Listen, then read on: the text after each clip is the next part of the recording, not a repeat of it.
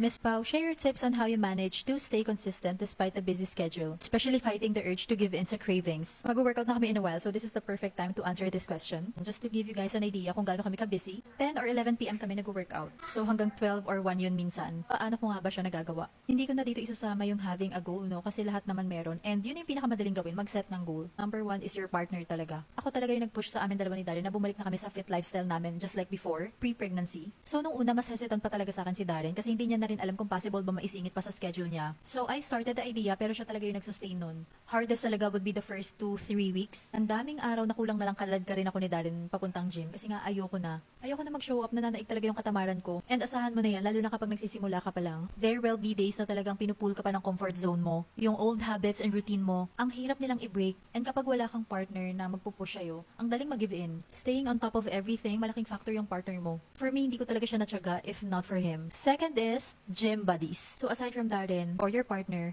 mahalaga sila kasi lalaki siya, babae ako. So, madalas magkaiba kami ng program. Hindi kami parehas ng wini-workout most of the time. So, kung girl ka, dapat girls din yung kasama mong mag-workout. Para may kasabay ka talaga. Nalagpasan mo na yung level 1 sa bahay, yung comfort zone mo. Level 2 na dyan would be the workout itself. Right now, ang dami ko nang na-influence. Ang dami ko nang nare-recruit mag-gym, lalo na sa work. So, even them, kasama ko na sila. Kaya pangarap ko talaga makapagpatayo ng sariling gym lalo na katabi ng office namin para yung team anytime, pwede silang mag-workout. So again, number 2 is having a community. Mahalaga yan. Lastly, number 3, gym outfits. Yes, gawin mong runway ang gym. Naalala ko nga nung nagsisimula pa lang kami, parang first 2 weeks ata. Hindi ko makakalimutan yung araw na yun kasi naka-t-shirt lang ako noon and leggings. Tapos hindi pa ako nakakabili ng mga tamang shoes for my workout. Ang sama talaga ng pakiramdam ko that time, nakakapanghina siya. Hindi ako nakapagbuhat ng maayos. Parang 20 minutes lang ata, tapos nag-phone na lang ako, hinintay ko na lang matapos si Darren. Wala pa rin akong gym buddy that time, si Darren pa lang. And again, most of the time nga, magkaiba kami ng program. Pero ngayon kasi marami na akong kasama. So kahit na-push niya na akong mag-show up, challenge pa rin kapag nasa gym ka na. Nakakatamad rin minsan mag-isa. And nakakatulong talaga yung outfits mo kasi mas ginaganahan ka. For us, nag-work talaga yung when you look good, you feel good as well. Ayun lang naman, kasama talaga.